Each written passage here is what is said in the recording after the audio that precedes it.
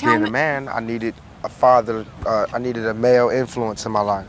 And these were the males. The other males who could have been a more positive influence on me were too scared to come where I was. Kuna mwanamuziki mmoja ambaye vijana wanamwenzi mpaka kwa vizazi vya leo. Anaitwa Tupac Shakur.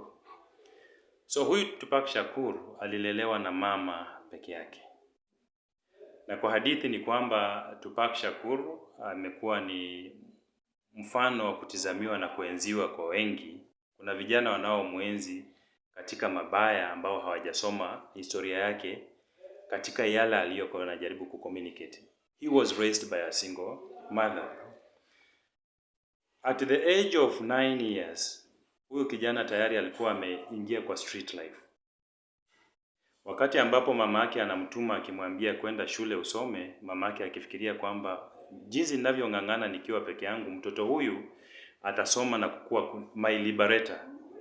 But it was quite the opposite. At what point in your early life were you introduced to this quote-unquote thug mentality?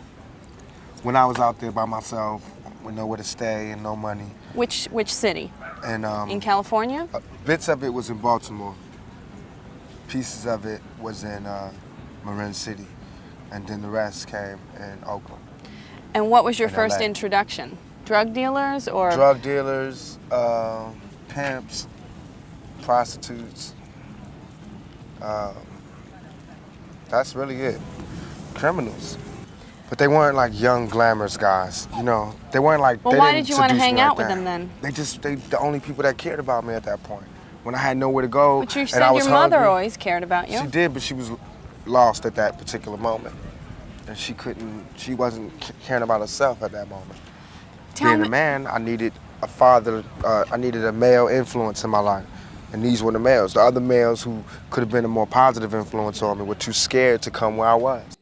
Pale ambapo huyu mtoto, na mimi ninaambia wazazi kwamba a boy child, a woman can never raise a son to be a man. Mwanamke hawezi kulea mtoto mvulana na kumfanya awe mwanaume. This is something that can only be done by a man. And that is the reason we advocate every man to be there in the life of his son and even his daughter. Kwa sababu mtoto wa kiume anapofikisha miaka 7, automatically the instinct of a man kicks in. Yeah. Whether a man is in the life of this boy or not, the instinct of a man kicks in instantly. Anapoona na kusikia yale mambo ambayo mama yake anamueleza mabaya kuhusu wanaume, he develops that hatred towards fellow men.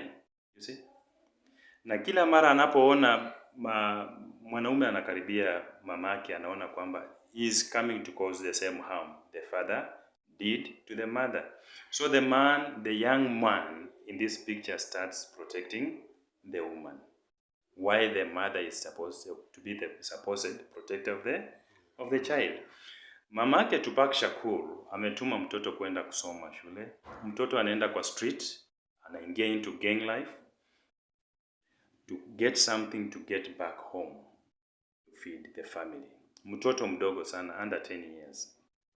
So while the mother thinks that he is taking care of the son is already taking care of the mother. You grew up without a father. How do you feel like your life would be different if you had grown up with a father? I'd have had some discipline. I'd have had more confidence.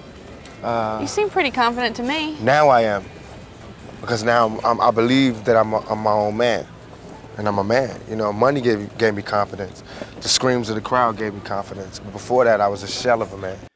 So any woman who is out there and thinking that he is capable of raising a son, you are killing a generation. And this, I have to say it without blinking, that you are killing a generation. You are not doing any good to your son, but you are killing a generation. And that is the reason this young fella, even at the end of his time, he died very young.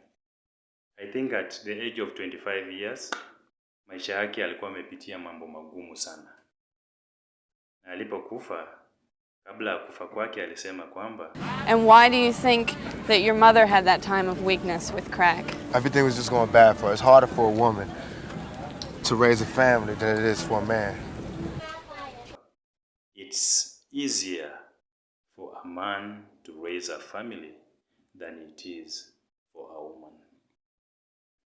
Kwa ule uzito ambao aliushuhudia maisha ya mamake akiweza kuwalea single-handedly, and the struggles and the lack of control yenye mama alikuwa na juu ya maisha yake, he confirmed that it is easier for a man to raise a family than it is for a woman to raise a family. Tupac, your life has been marred by considerable pain. Do you think you'll ever get to the point where you can live a normal, happy life? No.